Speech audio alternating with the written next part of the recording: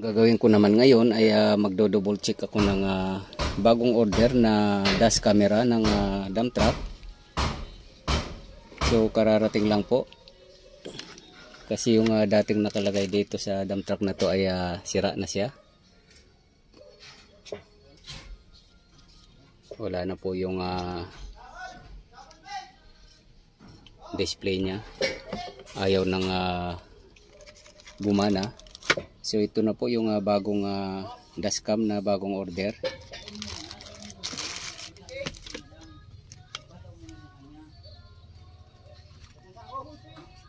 So ito po ang design niya ay mayroon siyang front camera. Yan yung front camera. At mayroon siyang inside car camera. So kung saan po ito yung pwedeng sa driver iharap or depende po sa posisyon ng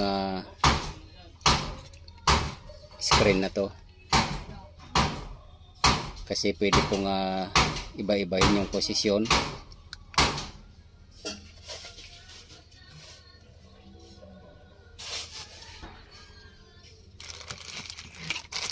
At ito yung pinaka-charger niya.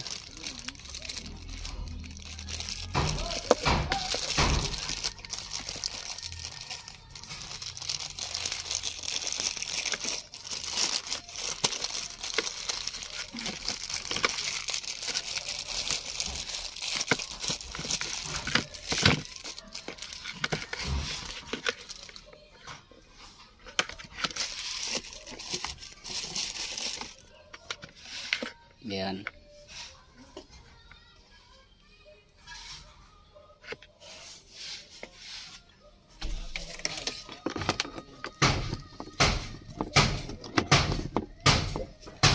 Yan, balikan niyan po siya.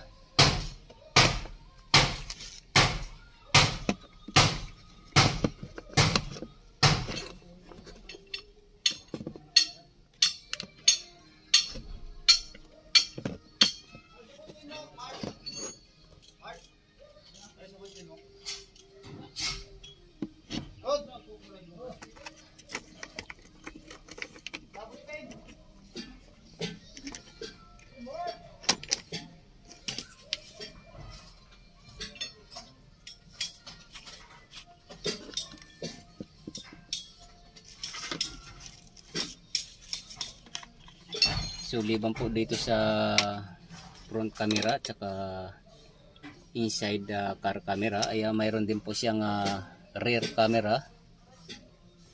Yan.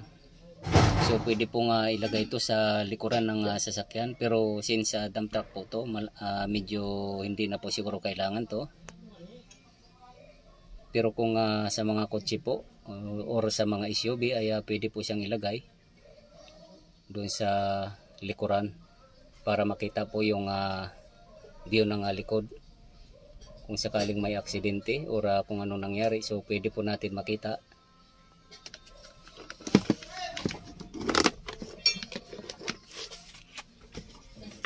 Yan. So mayroon po siyang haba na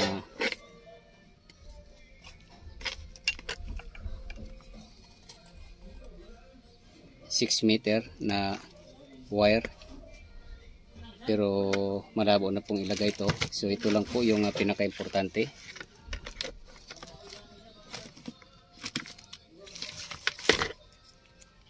Yan, bali sa front po.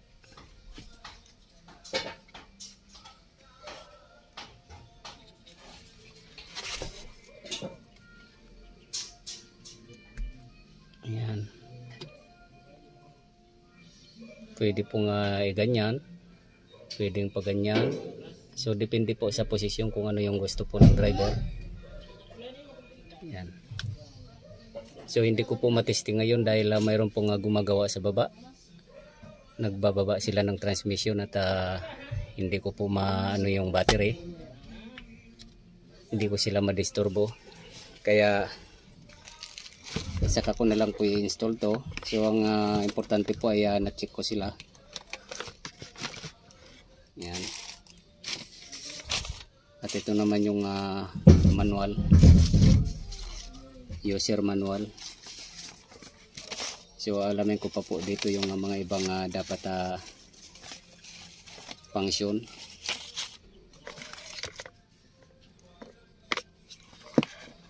Mayroon pa po dito power button. Yan dito.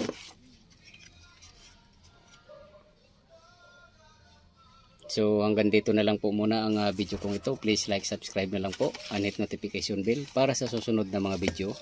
God bless all po.